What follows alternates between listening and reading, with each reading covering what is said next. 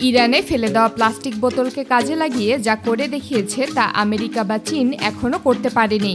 আগে যেসব প্লাস্টিক বোতল একবার ব্যবহার করে মানুষ ফেলে দিত সেগুলো এখন আর শুধু ময়লা হিসেবে পড়ে থাকে না, বরং এই বোতলগুলো সংগ্রহ করে সেগুলো থেকে তৈরি করা হয় এমন জিনিস যা বিশ্বের প্রায় 100-এর বেশি দেশে রপ্তানি হয়। সবকিছু শুরু হয় বোতল সংগ্রহ দিয়ে। ইরানের বড় শহরগুলোতে প্রতিদিন অসংখ্য প্লাস্টিক বোতল ফেলে দেওয়া হয়। এই বোতলগুলো রাস্তা, ডাস্টবিন বা আবর্জনা স্তূপ থেকে আলাদা করে সংগ্রহ করা হয়। অনেক মানুষ এই কাজের সঙ্গে জড়িত। তারা শহরের বিভিন্ন জায়গা থেকে বোতল কুড়িয়ে এনে বিক্রি করে। আবার কিছু জায়গায় বড় বড় কেন্দ্র আছে যেখানে ময়লা থেকে প্লাস্টিক আলাদা করা হয়। সেখানে মেশিনের সাহায্যে দ্রুত বোতলগুলো বেছে নেওয়া হয়। এরপর এই বোতলগুলো নিয়ে যাওয়া হয় কারখানায়। কারখানায় ঢোকার পর প্রথম কাজ হলো এগুলো ভালোভাবে পরিষ্কার করা। পরিষ্কার করার পর বোতলগুলোকে ছোট ছোট টুকরো করা হয়। বড় বোতল দিয়ে কাজ করা যায় না, তাই শক্ত মেশিন দিয়ে সেগুলোকে কেটে ফেলা হয়। এই কাটার মেশিন খুব দ্রুত কাজ করে। অল্প সময়ে অনেক বোতল ছোট টুকরো হয়ে যায়। এই টুকরোগুলো দেখতে ছোট ছোট প্লাস্টিকের কুচির মতো হয়। এগুলোই পরের ধাপের মূল জিনিস। প্রথমে যে ছোট ছোট প্লাস্টিক টুকরো তৈরি করা হয়েছিল সেগুলো একটি বিশেষ মেশিনে দেওয়া হয়। এই মেশিনটি ভেতরে অনেক বেশি গরম হয়। প্লাস্টিকের একটি নির্দিষ্ট তাপমাত্রা আছে যেখানে এটি গলে যায়। সেই তাপমাত্রায় পৌঁছালে প্লাস্টিক ধীরে ধীরে নরম হয়ে তরল আকার নিতে শুরু করে। এই গলানোর সময় খুব সতর্ক থাকতে হয়, কারণ বেশি তাপ দিলে প্লাস্টিক পুড়ে নষ্ট হয়ে যেতে পারে। আবার কম তাপ দিলে ঠিকভাবে গলবে না। যখন প্লাস্টিক পুরোপুরি গলে তরল হয়ে যায় তখন এই গলানো প্লাস্টিককে চাপ দিয়ে সরু সরু ছিদ্র দিয়ে বাইরে বের করা হয়, ঠিক যেন কোনো কিছু চিপে বের করা হচ্ছে। এই ছিদ্রগুলো খুব সূক্ষ্ম হয়, ফলে বের হওয়ার সময় প্লাস্টিক লম্বা ও চিকন হয়ে সুতা আকার নেয়।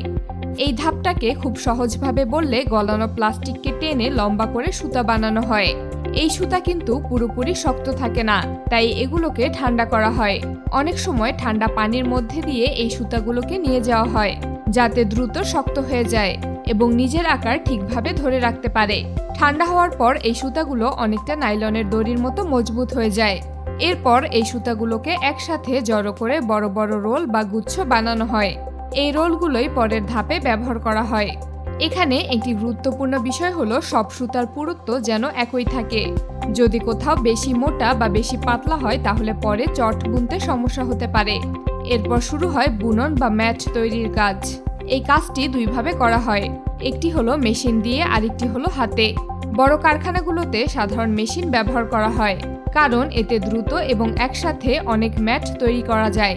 মেশিনে প্রথমে সুতার রোলগুলো সেট করা হয়। তারপর মেশিন স্বয়ংক্রিয়ভাবে একটার উপর আরেকটা সুতা বসিয়ে বুনতে শুরু করে। ঠিক যেভাবে কাপড় তৈরি হয় একইভাবে এই প্লাস্টিকের সুতাগুলো একে অপরের সাথে জড়িয়ে শক্ত একটি চট তৈরি করে। এই বুননের সময় ডিজাইনও তৈরি করা যায়, যেমন সরল লাইন, চেক ডিজাইন বা বিভিন্ন রঙের মিশ্রণ। কিছু ছোট কারখানায় বা গ্রামীণ জায়গায় এখনো হাতে বুননের কাজ করা হয়। সেখানে শ্রমিকরা ধীরে ধীরে সুতা বসিয়ে চট তৈরি করে। এতে সময় বেশি লাগে, কিন্তু অনেক সময় ডিজাইন আরও সুন্দর করা যায়। চট বোনা শেষ হলে সেটিকে প্রয়োজন অনুযায়ী কেটে নেওয়া হয়।